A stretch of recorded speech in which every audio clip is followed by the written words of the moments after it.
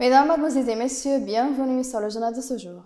Aujourd'hui, l'Assemblée nationale a repris sa session officielle présidée par le président du Parlement, le conseiller Aguila Saleh, en présence du deuxième vice-président de la Chambre des représentants, M. Ahmed Houma, et de plusieurs membres de l'Assemblée nationale.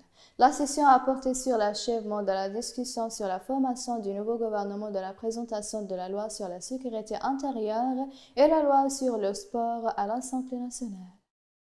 L'Assemblée nationale a annoncé le début de la réception des dossiers de nomination à la tête du nouveau gouvernement et le président du Parlement, M. Aguila Saleh, a souligné la nécessité de s'assurer d'abord de la validité des conditions lors de sa session d'hier lorsque le Parlement a entendu un exposé du comité de la feuille de route. Au cours de la session, la Commission des finances a été priée d'accélérer l'étude de la loi de l'unification des salaires et un certain ambassadeur et conseillers du secrétaire général des Nations Unies ont également été priés de ne pas s'immiscer dans les affaires libyennes.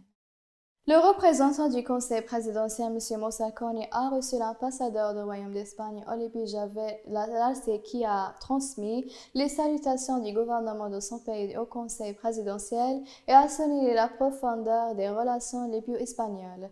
La réunion a porté sur les derniers développements de la situation politique en Libye et le soutien de l'Espagne aux affaires internationales visant à stabiliser la Libye, qui se reflète dans la stabilité des pays méditerranéens. Le Conseil de sécurité des Nations Unies a voté l'unanimité de la prolongation de la mission onusienne en Libye pour une période de 3 mois à compter de lundi jusqu'à le 30 avril. Et la page officielle de la mission norvégienne au Conseil de sécurité qui dirige le Conseil dans sa décision en cours a publié un tweet dans lequel elle a exprimé son regret de ne pas pouvoir s'entendre sur une mise à jour fondamentale, notamment qu'elle attend avec impatience aux négociations en avril. Le Premier ministre a rendu une décision concernant l'entrée des individus dans les institutions du pays et selon le texte de la décision, à partir de la mi-février, les citoyens et les étrangers seront interdits d'entrer dans toutes les institutions et organismes publics et privés, y compris les principaux marchés, sans présenter le carnet de vaccination contre le virus corona. Mesdames et messieurs, la fin des résumés. Merci de m'avoir attiré votre attention et au revoir.